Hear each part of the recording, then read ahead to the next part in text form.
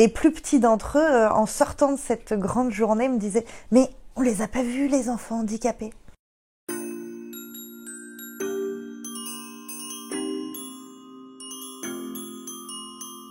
Cette année à Montmartre, nous avons mené des projets artistiques inclusifs avec les enfants dans 2 de nos lieux d'accueil.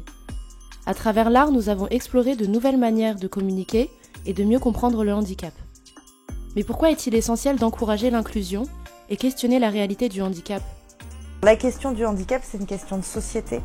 Et c'est une question où chacun est très imprégné culturellement et par ses expériences. Donc plus tôt on va pouvoir échanger sur tous les sujets inhérents au handicap, puisque c'est vivre avec un handicap, accompagner une personne en situation de handicap, accueillir dans son école des enfants différents. Tous ces sujets-là, plus on va en parler tôt, plus on va agir sur les représentations culturelles. À Momgan, l'artiste comédienne Catherine Soyer a mené un projet autour de la langue des signes, une langue visuelle et expressive qui ouvre de nouvelles perspectives sur la communication et l'inclusion. Le projet de Momgan, c'était de parler de la différence, pouvoir parler du handicap auprès du public des enfants.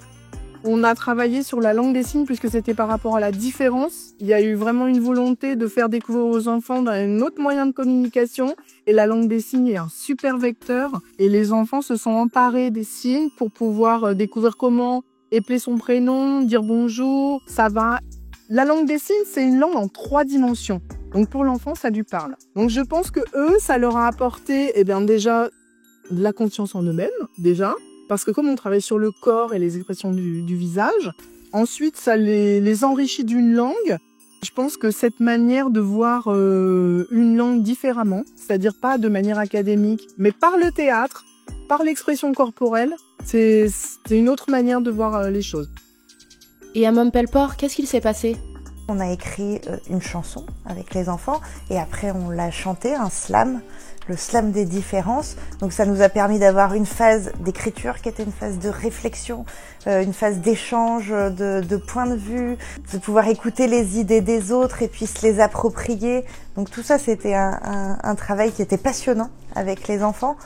Les plus petits, eux, c'était plus sur le graphisme. On est parti de livres sur la différence et les enfants se l'ont approprié en dessinant. Et après, partager ce moment tous ensemble de chorale. Ensuite, il y a une sortie qui a été faite dans un autre lieu qui s'appelle le Village des enfants extraordinaires, qui est une structure ludo-éducative qui accueille des enfants en situation de handicap. Ils ont joué avec des enfants qui étaient en situation de handicap sans le remarquer. Et ils ont fait une séance de chorale avec des enfants extraordinaires et leurs familles. La manière artistique d'en parler, c'est parce que ça va dédramatiser les choses. On va partager un moment et surtout on va créer ensemble. Et le principe de coopération, le principe d'être tous ensemble, finalement c'est ce qu'il nous faut dans la société avec le handicap, c'est d'être complètement pluriel, d'être mélangé. Grâce à ces projets, les enfants ont exploré de nouvelles façons de s'exprimer, de créer et de comprendre différentes réalités liées au handicap.